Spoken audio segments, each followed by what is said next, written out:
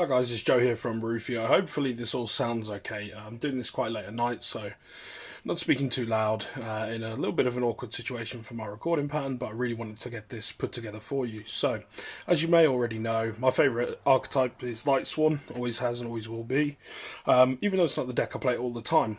And I took it to locals for some fun, and I thought I'd like to share this list with you. Normally I go with the Hydralander build, or I go with the JD Turbo. I decided to cut the Hydralanders and just go for a bit more sort of rank spam, link plays, that kind of thing. Anyway, I won't mess around too much, I'll get stuck into the video for you. So, the purists out there will probably hate this. People who want a slightly more competitive build should hopefully enjoy it. So, we've got 3 Raiden. I think you have to play this at 3. It's definitely the best Lightsworn monster. It's your best normal summon in the deck. It gets you a mill immediately, provided it doesn't get killed or stopped in any way. And then you get the mill at the end. It becomes a beat stick. It's also a tuner, which has kind of got some fringe play application. But most importantly, it is level 4, which means it can easily be, turned into those rank 4 monsters. And then finally, it's a warrior, so it's searchable, nice and easy. Then we've got 3 Wolf. Again, I think it's important to play 3 of these. They can be dead at times, but as you know, there are ways to unbrick this. But again, I think at 3 it's perfect. Milling this is absolutely amazing, and I think the benefits outweigh the negatives of drawing into it or that kind of thing. Following on from that, we've got 3 Lumina. I tend not to run 3 of these, but I felt 3 was kind of good. It's just another way to get another body on board. It's a way to unclog your hands if you end up with like a dead wolf or something like that. You can, pitch it and get something else out. This came up quite a bit actually. Way more than I would normally have it come up. The only downside is it's not level 4, so of course you lose that ability to go into a rank play from it, but it's easy for rank spam. I've just got the 1 Felice. Again, I'd normally run this at 2. I think 2 is ideal. I only had the 1 available. And it actually worked out okay. It came up a couple of times, but it wasn't, a major play. And then I rounded it off with 1 Lila. Now, I quite like to run Lila anyway. It is level 4. In fact, this came up quite a lot, way more than I thought it would. It's really good for out in like pesky floodgates and that kind of thing. Easy to pop a back row and then turn it into something a bit more useful. I quite liked this in the end. This worked out nicely. I would, though, maybe up this to 2. And that actually rounds it off for the Lightsworn monsters. I didn't want to go too crazy with them. They have been power crept a little bit, and I think that they are good to just sort of get you to other plays.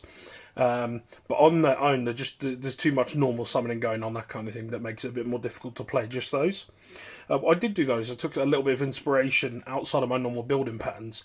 I wanted to include an engine that I've been running in my Burning Abyss deck, which I've been using for some time now.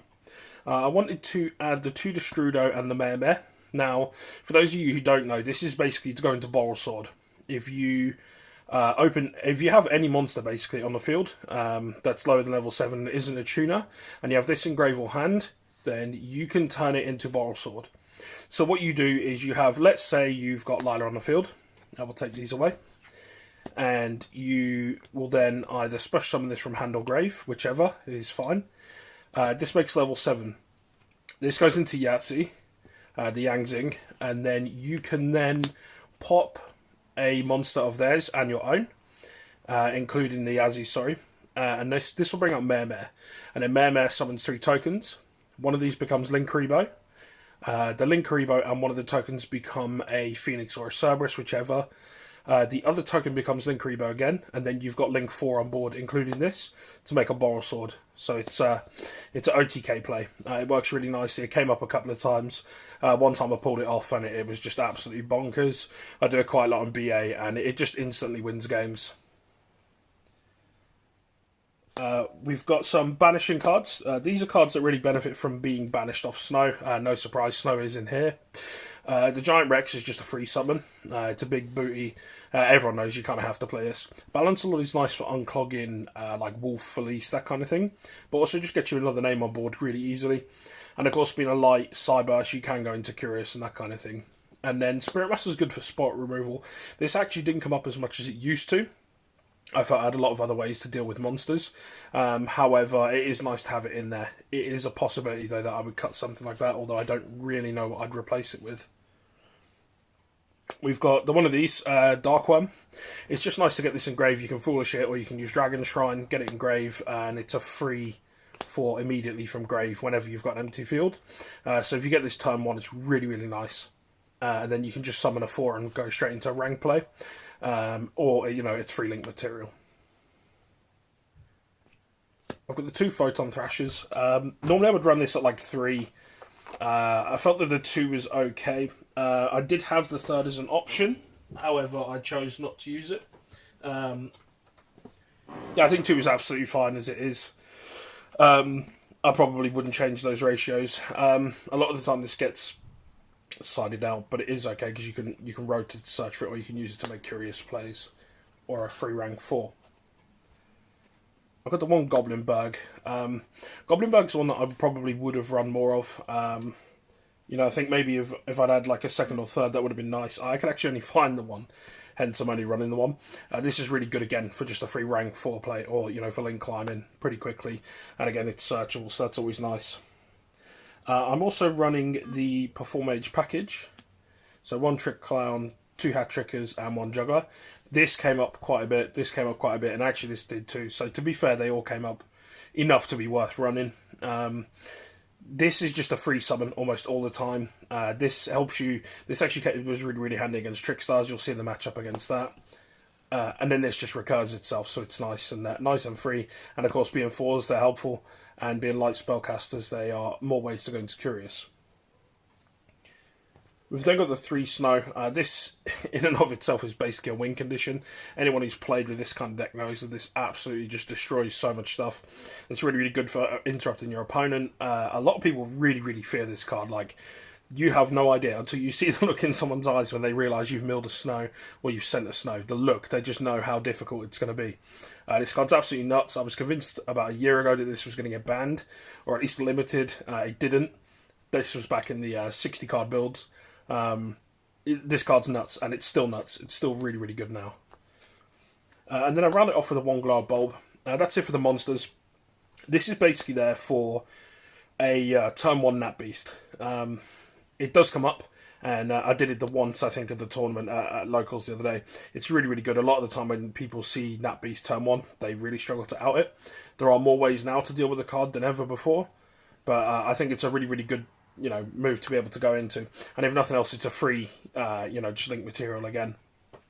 Going into the spells, I ran quite a small spell lineup comparatively, compared to the monsters. It's like 40 something. I can't remember the exact amount, but I've got the triple Charge of Light Brigade. Absolutely, you need to run it. It's a free mill no matter what. So even if they like Ash it, you still get to mill the cards. You just don't get the search. It's awesome. No matter what happens, you get to mill 3 off it, and then sometimes you get to search a monster too, which is always nice. I'm running triple Solar Recharge. I actually found that I was milling these out a lot, but they are really, really good when they come up.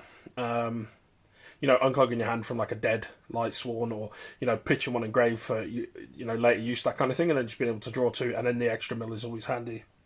It's quite easy as well to bait people so that you can then use this without being interrupted. I've then got the 1 Foolish Burial. It's pretty self-explanatory. You need to run it in this. I've got 2 Dragon Shrine. 2 is perfect. I don't think a 3rd would have been that great. This actually, I open this all the time, to be quite honest with you. And being able to just send either the Dark Worm or the Destrudo was absolutely awesome turn 1. I've got 1 Rota. You run so many warriors, it just makes sense to, why wouldn't you run it? I've got 2 Gold Sarks. I felt 2 is fine. 3 was too many. You don't want to open multiples. But being able to banish like a Giant Rex or a Spirit Master or whatever on command was really, really nice. And if nothing else, you just got a way to search a card that you'll have in a couple of turns. I ran 1 Reasoning. I love this card. I always run it. But it actually didn't come up pretty much at all. I think it came up once in the whole Locals. Just being a one-off, it's just really, really easy to mill out, so you don't get to see it enough. And then Monster Reborn. Again, another card that came up maybe 1 time. It would have been nice to see it more, but again, being a one-of, it's very, very easy to mill it and much less likely that you open it. A lot of these builds run Soul Charge. I didn't want more ways to keep burning off life points off myself. Generally speaking, you don't really play to time in this deck, which is kind of nice. But I just didn't want more ways to do that. Now, I know it's great for extending your combos and that kind of thing, and if you're going first, to just build a nutty board. But I don't know. I didn't feel there was a certain time. There was no time where I looked at it and went, I could do with a Soul Charge here, as broken as it is. I'm sure people will disagree with that. you're more than welcome to run it. It just didn't work for me. I'll move on to the extra deck now. I kind of messed this up, so it will be a little bit all over the place. Let me just quickly sort this out for you guys. So we'll start with the Exceed monsters. Minerva, just one of those. I'd probably maybe consider upping this to 2. There were times where I felt like I needed to go into another one, but usually if the game's going that long, you probably are either going to lose or you're already winning at that stage. However, this does get made turn 1 a lot and then disappear, so there are times where you feel like a second one might be handy. People really like to play around this. They don't want to kill it because they know what happens. To round off the 4s, I normally play a lot more of these. I'm actually only playing the 3. One Tornado Dragon utility. This came up all the time. This came up once and was absolutely awesome. It was in a pendulum matchup, which I've recorded for you guys, so you will see that. It's against one of my buddies, Lewis Capoli, absolutely awesome player. Absolutely trashes me in the game, but it's good fun to see this come out and do its bit. You know, this is just really good for a board wipe. There are other 4s that I would have loved to have played, but the space was just so tight that I felt that these 3 were the sort of most useful for me. If I was bricking and I could at least get to this, I could clear the board and have a chance to live. This is just really, really good for just being able to clear back row heavy decks. Stuff like floodgates and that kind of thing, which are really, really difficult to deal with in this. And then obviously Minerva's, just awesome. I'll move on to the synchros before I do the links. So synchro-wise, we were on the 1 Nat Beast, as discussed earlier. Again, it's nuts. If you can open this turn 1, then your opponent, a lot of the time, they just can't play it. You know, they can't play their turn. And they'll be, really slow. It might buy you 2-3 turns before they can work around it. And by then, usually you go off enough to kill them. You got 1 Yazzie. That's for the player, as explained earlier. This card's absolutely awesome. I definitely wouldn't recommend cutting it. Finally, 1 Trish. This never came up. I think in theory it was really, really nice. There just wasn't really the opportunities. I'd probably consider cutting this maybe for another one of these 4s, or maybe a different Link monster. And with that in mind, I have gone for a more Link-heavy build than I would normally go for. Some of these I would have changed, but I'll talk about those in a minute. But in terms of what I played, so I played the 1 Link Karibo. This is for Yazzie plays. You need it in there. I played 1 Underclock Taker. This is great for, enabling OTKs, that kind of thing. Or just shrinking problematic monsters. Plus, being a generic Link too is pretty cool. Isolde was good in theory. It just never came up. So, I don't really have much to add on this. The idea of it's quite nice, but it just didn't really go anywhere. I run a small Nightmare package. I think these 3 are absolutely vital for pretty much any deck that can afford to run them, and pretty much any deck can find 2 monsters with different names, and that gets you to these, or 3, to make that. These are absolutely awesome. Again, would never recommend cutting these below these numbers. I don't think Griffin's necessary, and Mermaid didn't need to come up, and Goblin's banned. So this wins you games, and these 2 help you in your Yazzie plays, as well as removing problematic cards. This deck can sometimes struggle with back row, so Phoenix is quite good. So normally if I'm going to make the Yazzie play, I will go into Cerberus rather than Phoenix, and then hold this for if I need it. And then just to round off the extra deck, I've got 1 Curious. You can make it a lot. It's absolutely awesome when it goes off. I make this in my BA all the time, and it's nuts. Absolutely, I would recommend keeping it. And I was playing the 1 Boral Sword. Again, it's a win condition. It's an instant win button. There are other cards you can run instead. Maybe if you can't afford this, you can run the Utopia package, go into Lightning, that kind of thing. This really is no real replacement, but I guess Castell, and everything else is pretty much cheap. So in terms of budget options, it's really nice. And that is the one good thing about this. This deck is very, very budget friendly for the most part. I do have some more premium options in there, you might say, but they're not absolutely necessary. But of course, if you do cut Boral Sword, obviously you'll have to cut that Yazzie engine there. Well, I say you have to. I would advise you to, because there's not really as many optimal plays. In terms of the side deck, I was running 3 Ash. These got sided in quite a lot. It's nice to know if you're going second that you've got a way to actually interrupt your opponent, because it doesn't really have that many inbuilt interruptions, normally. So being able to interrupt them and then just go for an OTK is really, really sweet. I was running 2 Gallus. This got sided in a couple of times. It was really, really cool. Get the damage on board. I think you see it in one of the matches. It just does enough to basically kill someone. You run so many monsters, you're almost always going to pull it off. And it's a free body for Link play. I did run the Kaijus. I ran just 3 of these. I thought these were fine. These are very, very easy to hit over with pretty much anything. This is just a big one for, sitting on the opposite side of the board. These are good for out and problematic monsters. I didn't side any in because I didn't feel they were necessary. However, there are a lot of situations where these could come up, especially like Thunder Dragon matchups, that kind of thing. And to go along with those, I was running the one Slumber. To round off the side deck, I've got Triple Twin Twisters. Again, really struggles with like floodgates, that kind of thing. This is a really, really good way of dealing with your problems. I think these got sided in maybe the once. There wasn't that many decks I ran into that sort of needed it for. And then just to finish it, I've got 3 evenly matched. Again, these are nice in theory. They didn't come up. There was one game where I considered putting them in. It was a pendulum matchup. And I didn't really want to cut everything else. I wanted to go first. And of course, going first, you don't want to see these going first, basically. And that pretty much is it, guys. Again, I just wanted to give you an update on this. There are plenty of budget options you can use for a lot of these cards. We are getting reprints of the hand traps, so Ash will be hopefully a little bit more readily available for more players. But on the whole, it's a very budget-friendly deck. If you do have any questions about what replacements you could use for a budget, because a lot of people who play Lightsworn are usually on a budget, or rogue players, that kind of thing, more than happy to help you with those. If you leave comments or ask me the questions, I'll certainly help out. But thank you very much for watching. As always, shout out to Mark, whose locals I was playing at this game. Go check out me on Facebook and Twitter. The addresses are on here. You can search me by Rufio YT.